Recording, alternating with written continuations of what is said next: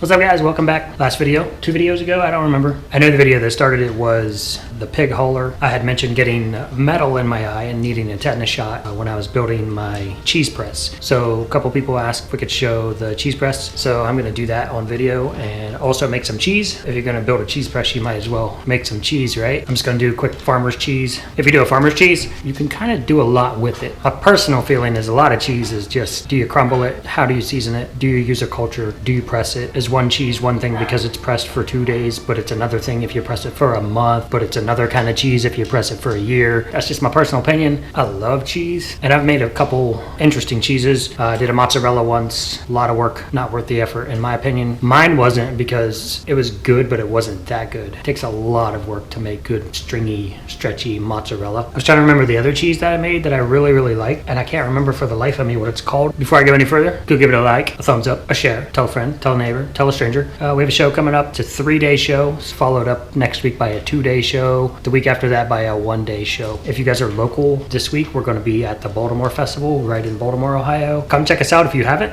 Even if you stop by and say hi, stop and smell the soaps, do whatever. This is what I've been working on this week. Well, not this week. This is just yesterday. So I already did...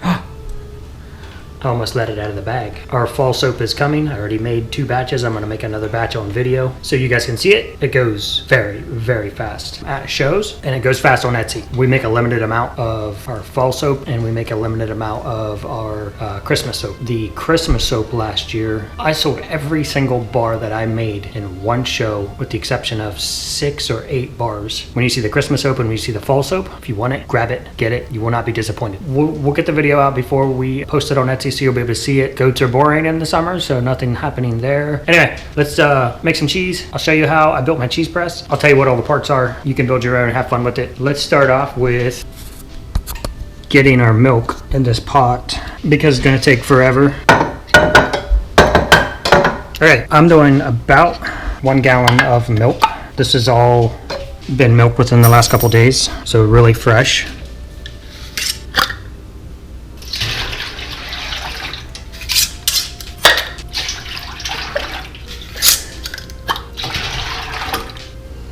So thick it just sticks to the inside of the jar.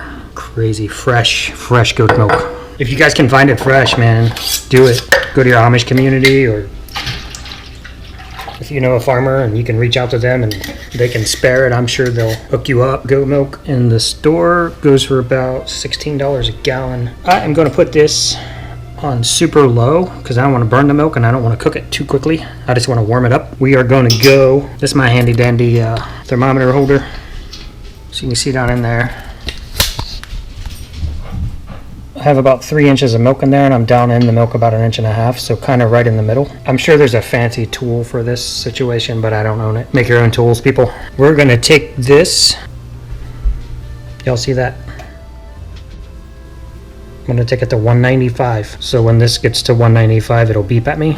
So I'm just gonna keep an eye on it though. And if this level's off, I'm gonna increase the heat a little bit. Don't heat it up too quickly. Don't burn it. I am not an expert, so anything I say in this video, do your own research. This is how I make cheese, low and slow. I like to cut my cheese with either apple cider vinegar because I like the taste that it adds, or I use lemon juice. You can use either one. You basically need an acid. So got the milk on, climbing up in temp there. We're at almost 80. So I've taken the cheese press apart. This was a 36-inch piece of 3/8 all thread that I cut in half. Use 1 rod for either side. You're gonna need the appropriate nut that fits the thread. I chose to use a lock washer, which looks like this, has a cut in it, just so things won't move. Giant flat washer. You will need a complementary washer for the bottom and a nut. These pads right here are just made for furniture slides. So you would tack these up into the bottom of your couch leg or your chair leg so you can slide it across your floor without tearing up your floor. Because I couldn't find springs that I was happy with that were strong enough. So what I took were screen door springs. I bought 2 of those because I needed a spring for each side, and wing nuts.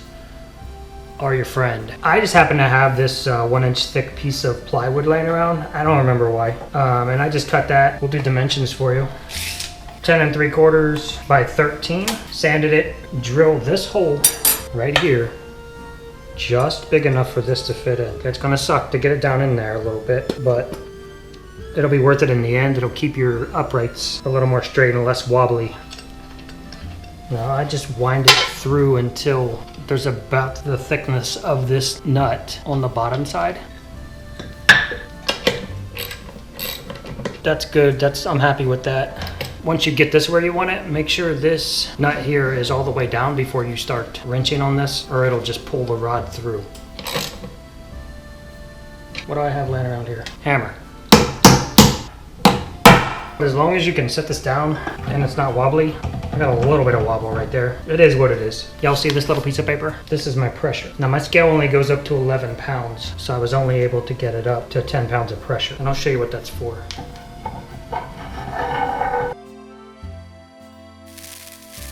All right, y'all. What I realized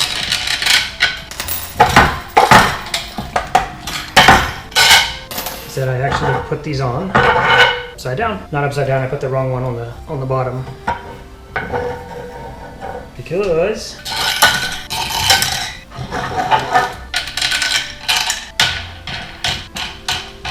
Because of this right here. So this line right here is 5 pounds and this line is 10 pounds. I'm gonna work it up for the hardness of cheese that I like. I'm gonna work it all the way down to this arrow right here. So what you're gonna do is turn on your scale, put your spacers in here, and you're gonna keep cranking down on it. Now, if you wanna do pressed cheese and you wanna use pounds to press, go do some research, check out what cheeses you're making at what pound. Just cranking these wing nuts down until that's at 5 pounds. Okay, so scale's reading 5 pounds. And then I'm gonna take a pen and I'm just gonna mark right there. Now I'm gonna keep going, because every 10 minutes or so, you're gonna wanna crank this down further. Once your scale hits 10 pounds, you put a mark there. As you can see, my scale only goes to 11. As soon as it passes 10 pounds, it errors. I think I put my bathroom scale on here and pushed this to 35 pounds. So I believe this mark is 35 pounds. I know once I reach 35 pounds, I cannot squeeze any more liquid out of my cheese. It just doesn't. And I'll just leave it sit there for 24 hours or so and just let it smash. This was a piece of locust that I cut off of a tree in the yard, and I just sanded it smooth and put a little stain on it. This is self-explanatory and is exactly what it says it is. This is a 3-pound cottage cheese container, and I just drilled drain holes all the way. So I did 1, 2, 3, 4, 5 layers of drain hole just all the way around it and at varying heights. One thing I would have done differently was either put like a food grade cutting board on here with grooves in it so I can set it right on the side of the sink. Maybe just do a little downhill like that. That way when you're pressing, it could just run off and right into the sink. This is the lid off of a gigantic 5-pound tub of animal cookies. So that'll go on top.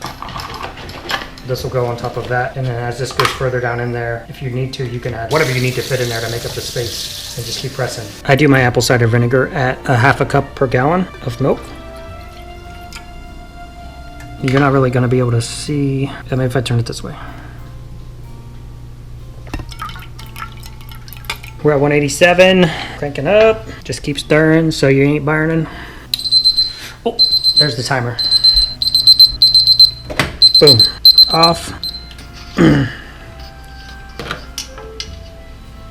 Just gonna stir it a little bit. The apple cider's going in.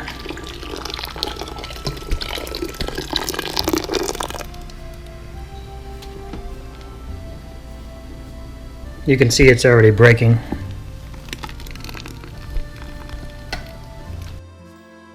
Lid goes on. Don't mess with it. Just let it sit there 10 to 15 minutes. You can salt at this phase if you want. I like salty cheese, so y'all might be like, oh, that's too much salt. Ain't none your business. It's my salt. I'm just kidding. I love you all. We're gonna let that set for 10 to 15. I'm gonna add the salt when I'm stirring it up. Sometimes I add it right to the water, but you guys wanna add salt?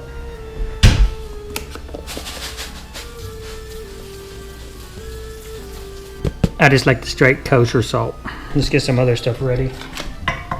You can buy like pre-cut cheesecloth and you're gonna pay a fortune for it. Or you can just take a piece like this. This is very thin and very much see-through, so I double it up. I'm gonna want it to fit in here, and I'm gonna want to leave myself some extra. Just like that. I'm not gonna keep the whey today. When you strain the curds from the whey, you can use that in bread, like mashed potatoes. Anywhere you need liquid in a recipe, you can boil your pasta in it, and it adds phenomenal flavor. Or you can put it back in the pot, boil it again, break it again, and get, I believe when you do that, it's ricotta cheese. It's hard. I've tried it and it barely got anything out of it, so it wasn't worth the effort. What I did get out of it was amazingly delicious, but I don't want to do it again. It was painstaking. So we're gonna give that time. I got the strainer set up, so when you see me dump my whey down the drain, don't freak out on me. All right, fine, I'm gonna keep my whey. So I'm just gonna do a pot in the sink, and then I'm gonna put this inside of it. Cheese is up. There you go. So there's your curds.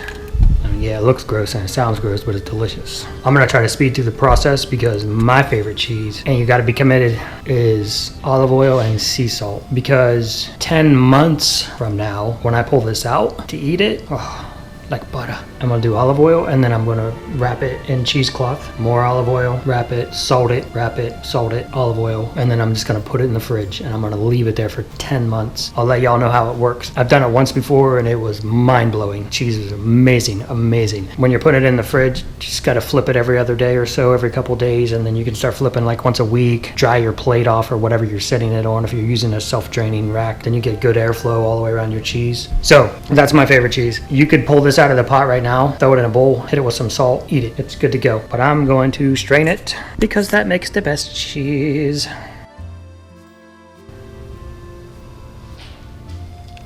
I like to scoop some of the big chunks out first. And then honestly, you could scoop it all out if you had a small enough strainer. So there's your end result. Stringy, gooey, yummy cheese. So now that I got a bunch of the big chunks out of there, I'm just gonna slowly pour this in the pan.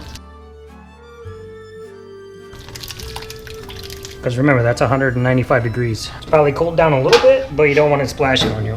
Cheese is a patience game. What I'm gonna do, I've made myself 4 corners. I'm gonna tie these 2 together because they look like they wanna be friends. I'm gonna leave a hole. I'm gonna tie these 2 together.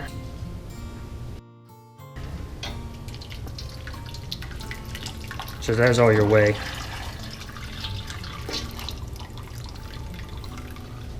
And I'm not kidding, man. You cook your pasta in that, that'll change your life. You can squeeze this out if you want, but if you do that, you're gonna smash your cheese into your cheesecloth, and then it's gonna be all sticky and stuck on there. Next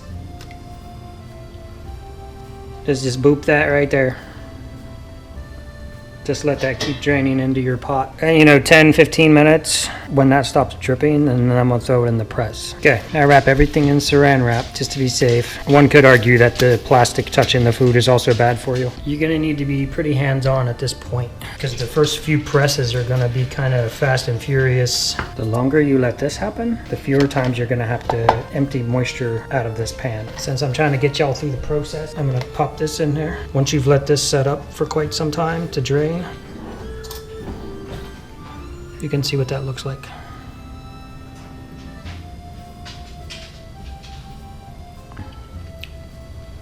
I mean, that's good. So I'm gonna try to lay this in here as neatly as I possibly can and flat. Because what's gonna happen is any crease or crinkle or wrinkle is gonna embed itself in the cheese. So get the first layer nice and smooth in there. Then I'm gonna go in with this. All right, pop it in there, then go under. Try to get it as level as you can, and you can thank me later because a nice level cheese round is way better than not. And then what we're gonna do, I'm just gonna keep cranking these down. Don't get too excited and go past your marks, okay? You can come back in 5 minutes and crank it further, or 10 minutes, or whatever you're doing. If you go too fast, and I've done it, because I don't have something that fits perfectly in here, so in my case, if I go too fast, it'll press the cheese up out of this gap. You'll make your cheese into a bowl, basically, which sounds amazing. Cheese bowl would be awesome. Keep doing that. You can see already that more of the whey is coming out. Apparently I had some stuff in my skillet. When this relaxes, then just press it some more. If you can reach in here and you can move this around, then you've lost all your tension, and that's what you want. So you can just keep pressing. All right, we'll come back and I'll check on this, and I'm gonna keep adjusting it down. I'm not gonna turn the camera on every time. As you can see, it's already moved a little bit past there, and it's a little bit loose. There's a timing chart out there somewhere, like you press it at 5 pounds for an hour, and then 10 pounds for 3 hours, and then 20 pounds for 9 hours, and 35 pounds for 24 hours or something. You're gonna wanna flip this too. Once I hit the 35, that's how I do it. When I hit my 35 pound mark, I'm gonna take it out and I'm gonna flip it over, and I'm gonna start working back towards the 35 pound mark again. Then this will take several hours. Once I get back to the 35 pound mark, for me, that's good. That's when I'm going to take it out, rub it down with olive oil, sea salt, and then wrap it with cheesecloth, and just keep adding layers until I'm happy with it. You kind of want to seal it. Okay, we'll come back, we'll do some stuff, I'll show you what it looks like, we'll flip it, we'll smash it, we'll make some pressed cheese. And again, you could honestly pour that in a bowl right now and eat it. Done. All right guys, so I got it down to where I wanted it there, 35-ish plus or minus roughly pounds of pressure. So now I'm just gonna take the whole thing over here, kind of just dump that off.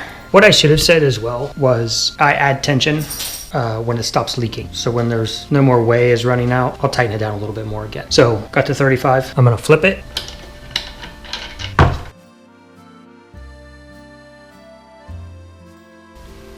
So that's what it's looking like so far. So I'm gonna flip. I want this layer nice and smooth.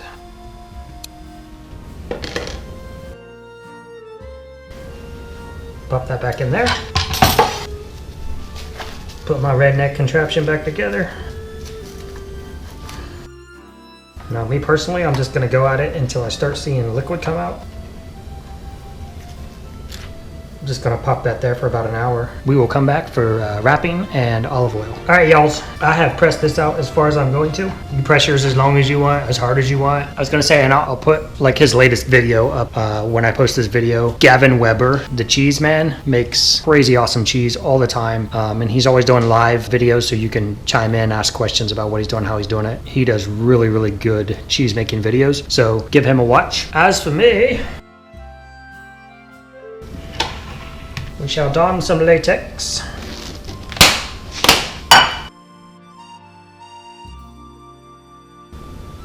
Olive oil. I almost cried because I couldn't find it. I didn't think we had any more. Go crazy. It's more better. Tracy, that one's for you. More better.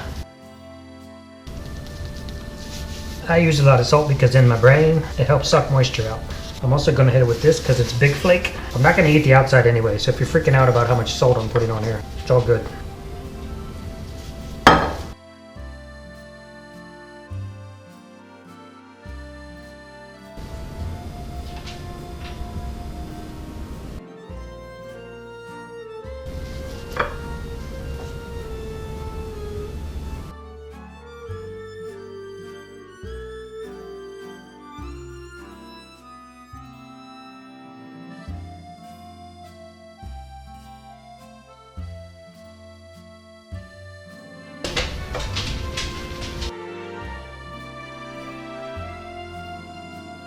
Put it in the fridge, let it set, flip it every other day, every couple of days, wait 10 months, eat. Enjoy. See you guys later. Thanks for watching. Click all the buttons. I think we're gonna cross 200 subscribers pretty easily by the time I post this. So, yay, 800 to go. All right, have a good one. Peace.